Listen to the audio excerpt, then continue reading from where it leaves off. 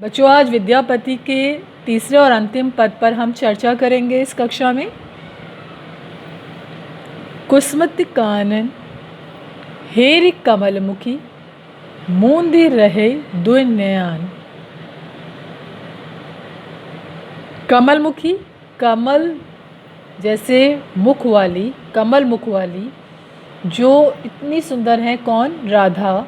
कमल के समान जिनका मुख है, कमल मुख है।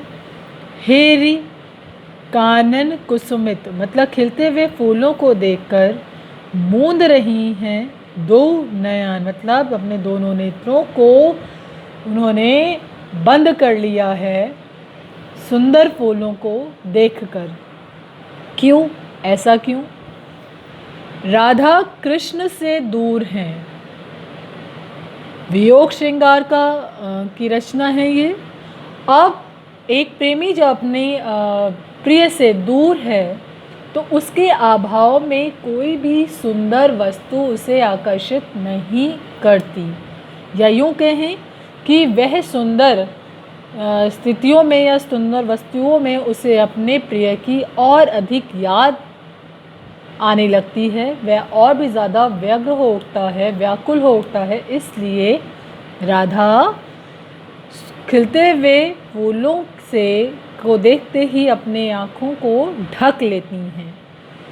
कोकिल कलरव मधुकर धुनि सुनी, कोयल के कलरव को सुनकर मधुकर जो भंवरा है उसकी धुन सुनकर कर देई झांपई कान, मतलब कानों को कर से, हाथों से ढक लिया है। मतलब किसी भी तरह की मधुर आवाज़ वह सुनना उन्हें गवारा नहीं है, वह पसंद नहीं करती। माधव सुनी सुनी वचन हमारा, माधव अर्थात कृष्ण, हे प्रिय सुन सुन वचन हमारा, मेरे वचन सुनो, मेरी बात सुनो। तू गुण सुंदरी अति भेर दूभरी, गुनी गुनी प्रेम तोहारा। माधव सुनो हमारा वचन। ये कौन बोल रहा है? गोपियाँ बोल रही हैं, कृष्ण की सखियाँ बोल रही हैं कि हमारी बात सुनो। तू गुण सुंदरी, तुम्हें याद करके, तुम्हारा गुणगान करके, जो सुंदरी अर्थात राधा है, अति भेर दूभरी, बहुत दुबला गई हैं, बहुत पतली हो गई हैं तुम्हारे प्रेम को बार बार याद करके। कैसी हो गई है स्थिति? अब बता रही है गोपी। धरनी धरी धनी कत बेरी बैसई, धरनी धरी धनिकत बेरी बैसई, पुनि तही उठई न पारा।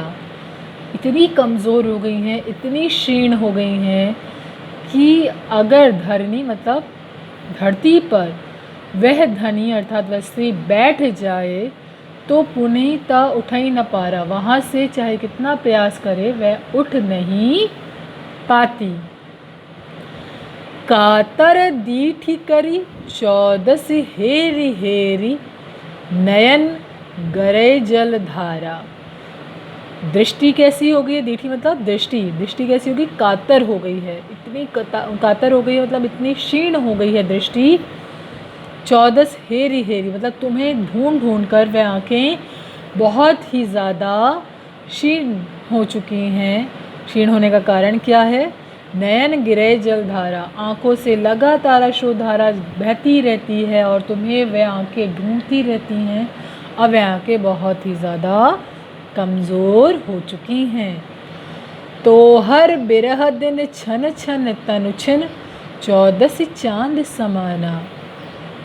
तो हर विरह, तुम्हारे विरह में, तुम्हारे वियोग में हर दिन वह क्षण क्षण धीरे धीरे, तनु मतलब उसका शरीर जो है वह ऐसा होता जा रहा है जैसे 14 के पूर्णमासी के बाद चंद्रमा की जो गति होती है वही राधा की होती जा रही है।